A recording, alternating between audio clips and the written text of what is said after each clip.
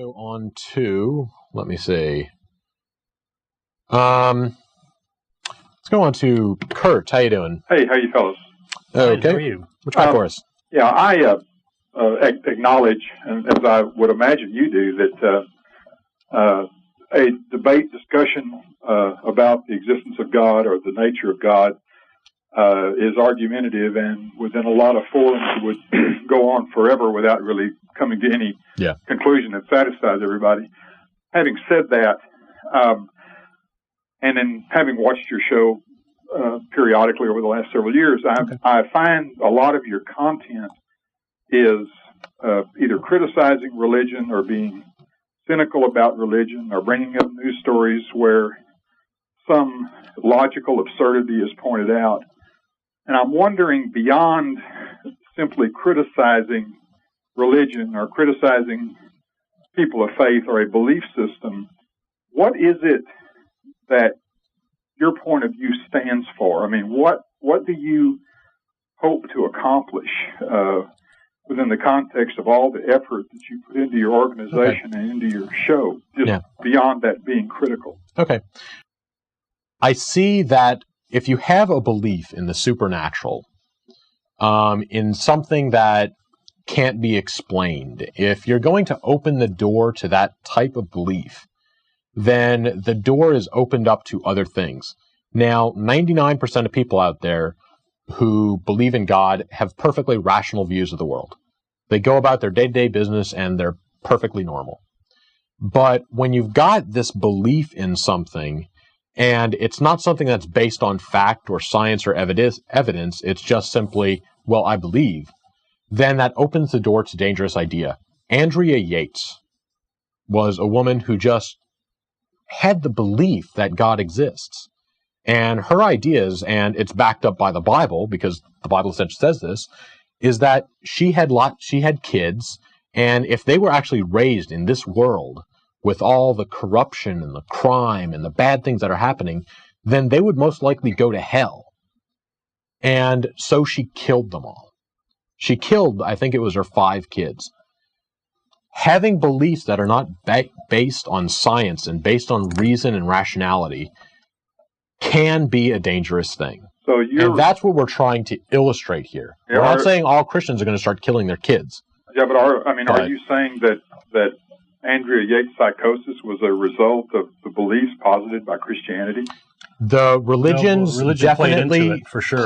Played into it, and it certainly helped it out. But let me take another tack at your question. I think you're asking a good question. Many of the things that we present are sort of negative examples. Don't do this, right? So the question I think you're asking is what do we stand for? And one of our big things is the separation of church and state. In fact, that's more or less part of our constitution as a group at the Atheist community of Austin.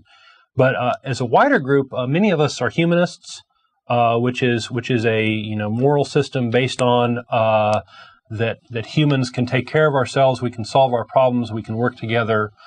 We don't need to believe in gods to solve our problems, and those sorts of things. And I think that's perhaps the sort of thing that you're perhaps wishing that we would do more of. Perhaps I don't know. No, I'm not wishing that you would do more of it. I guess I wish that you would do at least a barely adequate job of trying to explain where you're coming from, rather than simply taking a negative viewpoint, as it has to do with either a Christian belief system or some other belief system. Well, because you have not really in the several years that I've been watching you, you've never articulated a belief system which is systematic and rational, or at least would have an appeal to somebody who who would be open to reason, or who would be open to new ideas. This is constructive criticism, and we'll take that to heart. Most to kind of answer this, I guess, we are mostly looking into scientific naturalism. We promote there being a naturalistic explanation to things in the world. Atheism at its core is simply lack of a belief in a God. Therefore, we have a lot of comments on religion because religion does some strange things, and it goes against the idea that you should have a scientific worldview. There are some things in a religious worldview that say this is just how it is because God says so. And that's where we have a problem.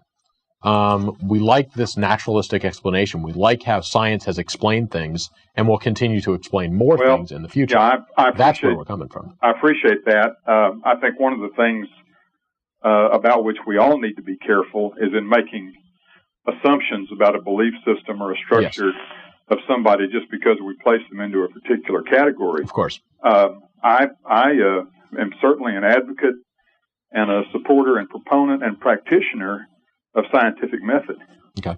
But that does not mean that I necessarily have an absence or a vacancy of belief in a supreme being. And, for you to assume that because I don't have an appreciation or comprehension of scientific method is really a fallacy in your view. Okay, and no, I'm not. There are lots of scientists out there, very intelligent people who go through their day-to-day lives and they build bridges or whatnot. They do these, very complicated things, but they have this one little, nook in their life where their scientific and their rational mind is just kind of set aside, and they choose to believe in a God, not because there's good evidence for it, or not because it's been proven to be true, but just because it feels right. Or they were brought up that way, perhaps. True. And that's where we kind of have issues, as in, why? Why is that? Why that area is going to be set aside from all the other areas in the life? Well, I could address that. If we had a forum like the other guy was asking for, I could address it. I can't do it in the short time that we have available here. I think in closing, one of the things that I would point out is that absent from any of the things that you are presenting or saying in any of the content that you provide, I don't see a structured system that seeks to either codify or in some other way establish or ratify any sense of ethics or morals where there are boundaries as it relates to one's behavior that you can posit as being influential, as it has to do with either influencing other people or in support of positive values. And we actually have done such things exist. We haven't presented them. Yeah, and actually we have had lots of shows where we talk about morality and ethics, and the fact that we don't need some kind of supernatural being or something outside of people to describe why it's bad to kill and steal. We do have reasoning behind that, and we have come up with good ideas on it. Mm-hmm. We're a social species. We have to live together. The world works better if we don't kill and steal from each other. That's an extreme nutshell, but that's essentially where it comes from. We have to live together. So that's where we're coming from. That's how we get our morality and our ethics, or whatever you want to call it.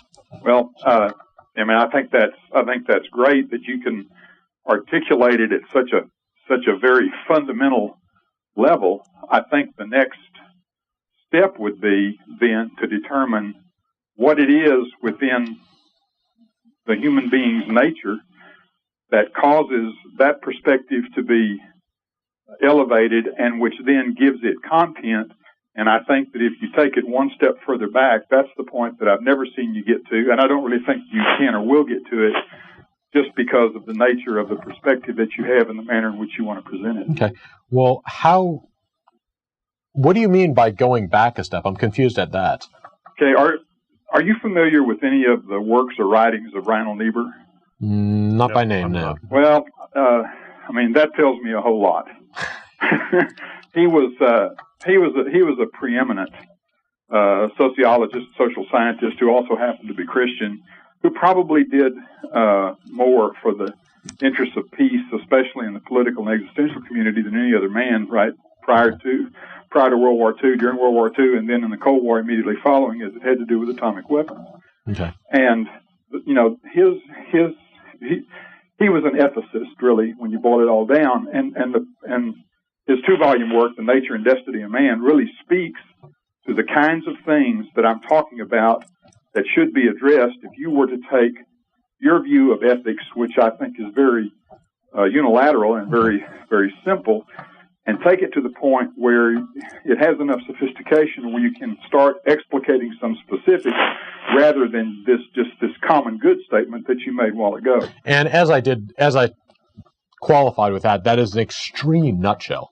I mean, that is not a full explanation, which obviously I can't get into in the next minute and a half.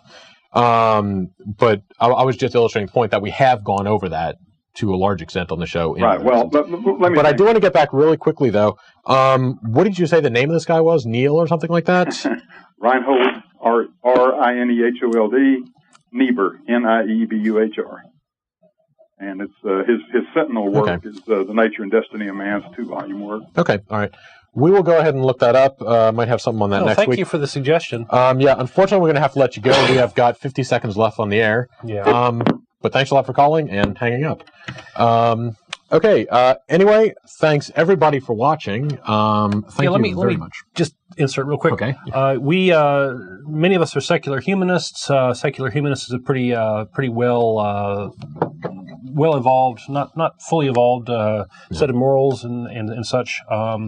And I recommend people take a look at that. Maybe we can do a show on that on some point. You know what will make your life better, though? Thinking rationally about the decisions you make and about the beliefs you decide to adopt. That will make your life better.